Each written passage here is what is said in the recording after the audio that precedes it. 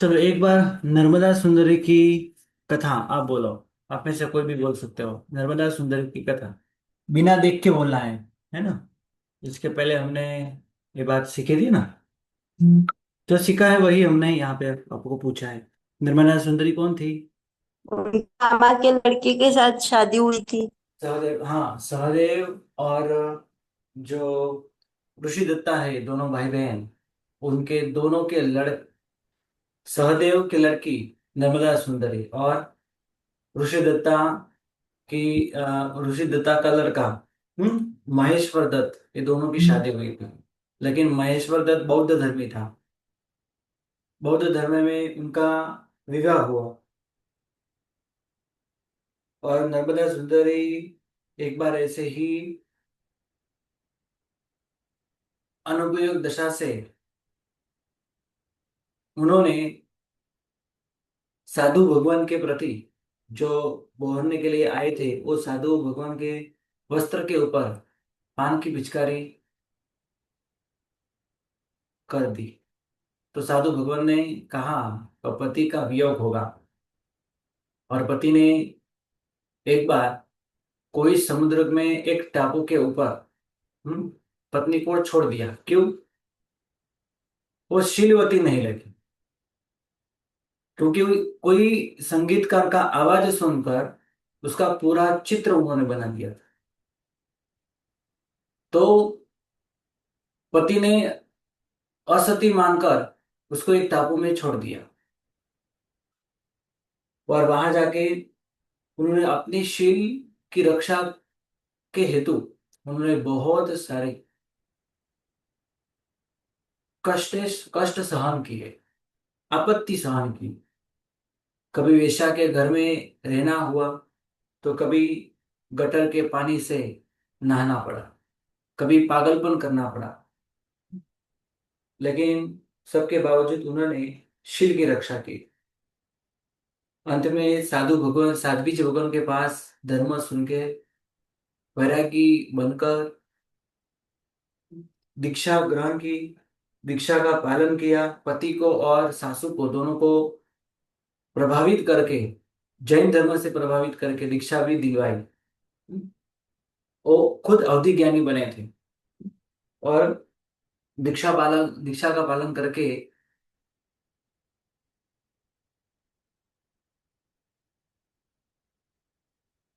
वो स्वर्ग में गए। अभी एक भाव में मोक्ष में जाएंगे महाविद्य क्षेत्र से।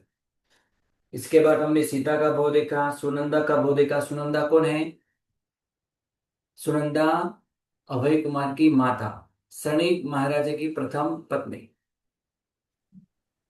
अभय कुमार और सुनंदा दोनों ने महावीर स्वामी भगवान के पास दीक्षा लेके संयम का पालन करके अनुत्तर विमान के अंदर देव बने। और कुछ पुस्तक के अंदर ऐसा भी लिखा है, मतांतर है, मोक्ष में गए।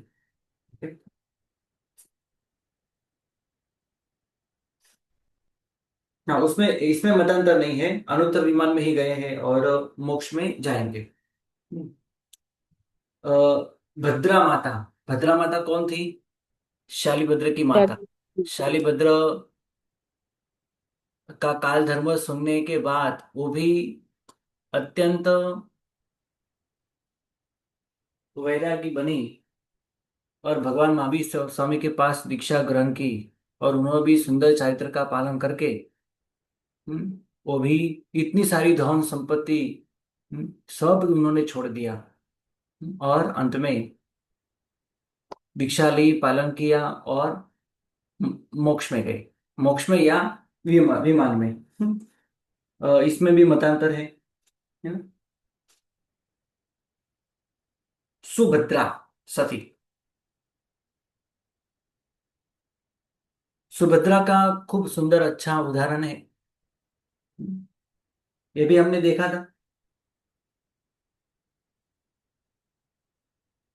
बौद्ध धर्म में उनका विवाह हुआ था। बुद्धदास उनका पति था। बुद्धदास जो था वो हकीकत में कौन था? बौद्ध धर्मी ही था। लेकिन सुभद्रा के साथ विवाह हो इसलिए उन्होंने कपट किया। लेकिन सुभद्रा ने अपना धर्म, जैन धर्म, श्वेतांबर धर्म नहीं छोड़ा। और अंत में एक बार कोई साधु भगवान, जिन कल्प साधु भगवान आए तो उनके आंख में से उन्होंने एक कचरा निकाला, जीभ से निकाला। एक उल्टा है ऐसे मानकर सासू ने बहुत मारा पीटा। अपने ऊपर कलंक देखकर, जैन धर्म का ऐसा अपमान देखकर उन्होंने तय किया कि मैं अभी कौशक में खड़े रहूं, जब तक मेरा मेरे ऊपर जो कलंक आया जब तक वो नहीं निकलता, नहीं जाता, तब तक मैं कौशक में खड़ी रहूंगी। नगर के जो देवता थे उन्होंने नगर बंद करवाए, और छलनी से जो पानी लेके आएगा कुएं से और द्वार के ऊपर उसके उससे छंटकाव करेगा, वही उसके ही प्रभाव से द्वार खुलेगा। ऐसा उन्होंने ऐसी आकाशवाणी की थी। राइट। और उसके बाद वो द्वार खुले, शासन की, जैन धर्म की जय जयकार हुई। अंत में शिव धर्म का जय जयकार हुआ, दीक्षा भी ग्रहण की, और सर्व कर्म का क्षय करके वो मोक्ष में गए। जैसे सुभद्रा सती, राई मई ऋषि दत्ता, राजीमती, ये दृष्टांत बहुत प्रसिद्ध है राजीमती का। हाँ बोलो संतोष बहन, कृष्ण। गुरुजी अपन कहते हैं ना उन्होंने जीप से निकाला, तो उन्होंने अपने हाथ से क्यों नहीं निकाला गुरुजी? वो मतलब वो उनका मतलब हाँ आचार नहीं होता था? था। आचार नहीं था ऐसा? हाँ हाँ, नहीं उसमें क्या था देखो, उस जी। समय तो ऐसे उसके मन में कुछ आया नहीं। अभी ये हम्म। जीभ से निकाला, अभी ये कैसे निकाला? हम्म। अभी ये एक तृण का, एक घास का एक टुकड़ा आंख में गया था। अभी हाथ में से, हाथ से तो नहीं निकाल पाएंगे, क्योंकि हाथ से निकाला जाए तो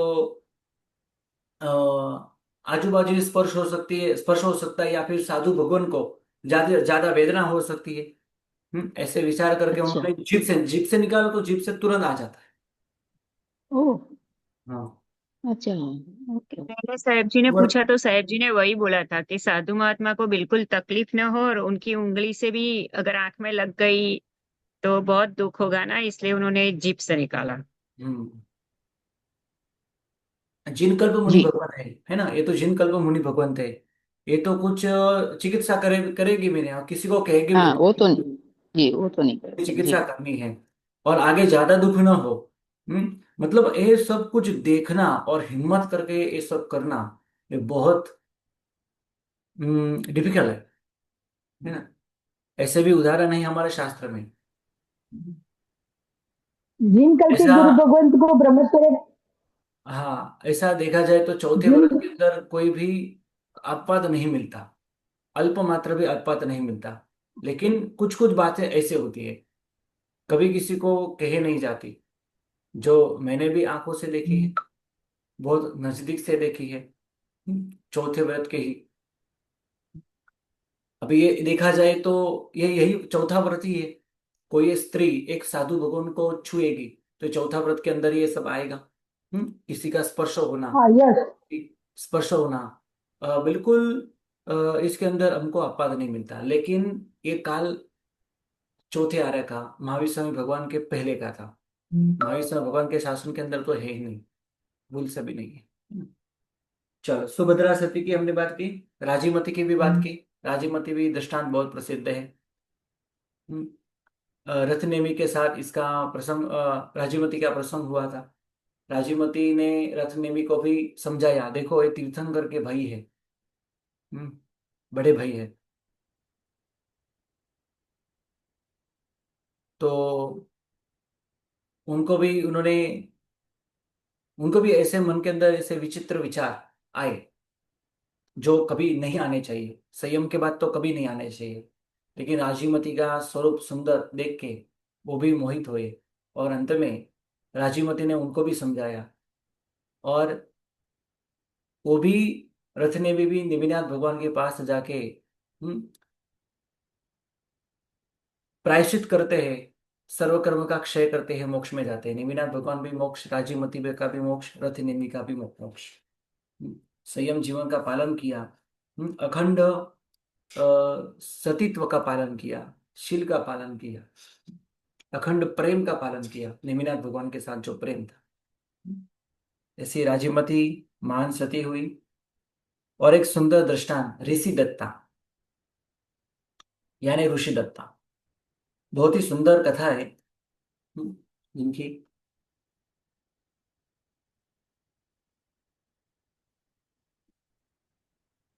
उनके जीवन में एक उदारता नाम का गुण बहुत प्रसिद्ध है। ऋषि दत्ता एक ऋषि की कन्या थी, एक संत की कन्या, तापस की कन्या थी। और एक बाजू के जंगल में रहते थे। बाजू के नगर के एक राजकुमार पिता की आज्ञा से राजकन्या को राजकन्या के साथ विवाह करने के लिए, हस्तमिलाप करने के लिए रुक्मिणी नाम की स्त्री थी, राजकन्या थी, उनके साथ विवाह करने के लिए चले। बीच में ही एक आश्रम आया और ऋषि दत्ता का स्वरूप, सुंदरता उन्होंने देखी और रुक्मिणी को भी भूल गए। और उसी जंगल में राजकुमार ने, हेमरथ नाम का राजकुमार, नहीं, हेमरथ नाम का राजा और कनकरथ नाम का राजकुमार,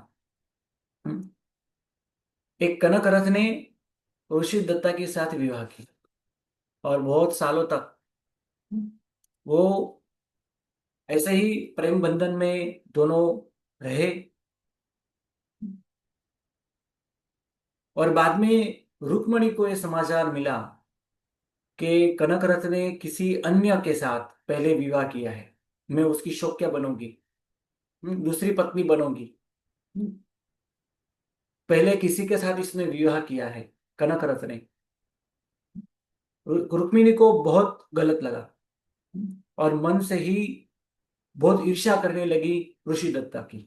ऋषि दत्ता का सुंदरता, इसकी उसकी सुंदरता बहुत अच्छी थी, रुक्मिणी से भी ज्यादा थी।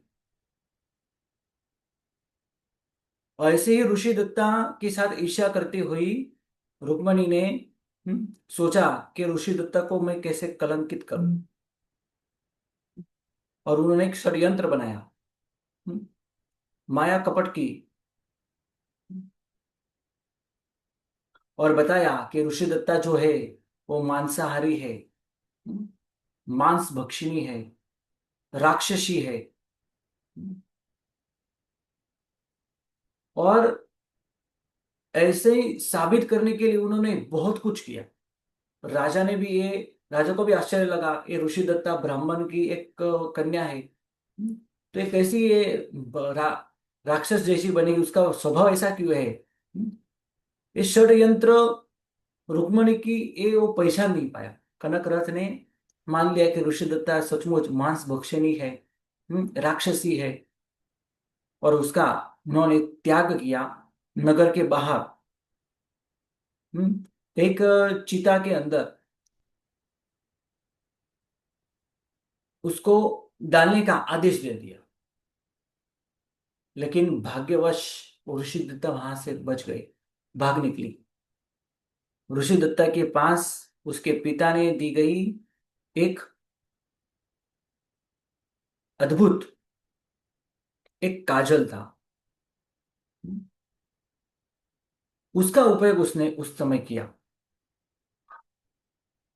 और दूसरी तरफ कनकरथ राजकुमार, उनके पिता हेमरथ, उन्होंने कहा एक काम कर, अबे ऋषि दत्ता को तो भूल जा और रुक्मिणी रुक्मिणी के साथ विवाह कर। और उन्होंने रुक्मिणी के साथ विवाह भी किया। लेकिन विवाह करने के लिए जाते थे तो फिर से जंगल आया बीच में। तो उसी जंगल में एक कुमार के साथ उसकी मित्रता हुई। वो कुमार का रूप उसको बहुत अच्छा लगा। ये कुमार दूसरा कुछ नहीं था, कोई नहीं था, वो ऋषि दत्ता ही थी। ऋषि दत्ता के पास ऐसा एक काजल था जो पिता ने दिया हुआ था अपनी शील की रक्षा कर हेतु। जब भी वो काजल का उपयोग करती थी, आंख में डालती थी, वो नारी में से नर बन जाती, एक स्त्री में से एक पुरुष बन जाती।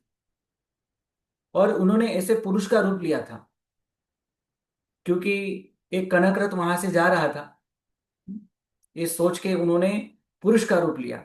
लेकिन ये ऋषि दत्ता, ये राजकुमार, मतलब एक कुमार का उन्होंने जो रूप लिया था, एक कुमार का रूप उसको उसको बहुत अच्छा लगा, और दोनों की जंगल में फिर से मित्रता हुई। पहले विवाह हुआ था और यहाँ पे दोनों की मित्रता हुई। अभी ये पता नहीं है कि ये कौन है, ऋषि दत्ता है, उसको पता नहीं है। कनक रथ ने विवाह किया रुक्मणी के साथ। रुक्मणी की वो उनको महल में लेके आया, और मित्र भी उनके साथ आया था।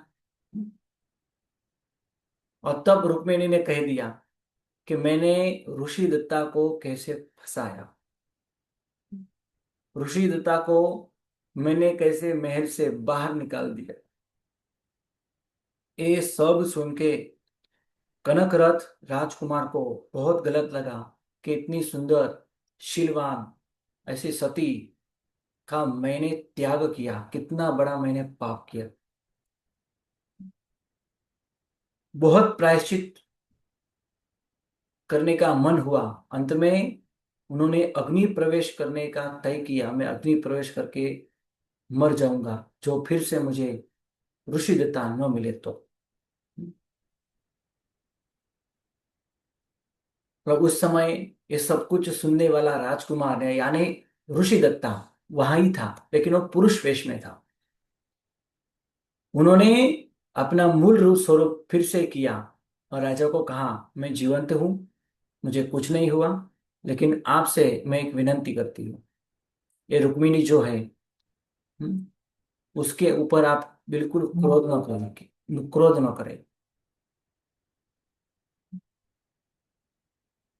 उदारता गुण रख के उसको छोड़ दे। और जैसे ऋषि दत्ता ने कहा वैसे ही कनकरथ राजकुमार ने किया। अपने शौक्या के ऊपर ऐसा भाव देखकर वो भी प्रभावित हुआ था।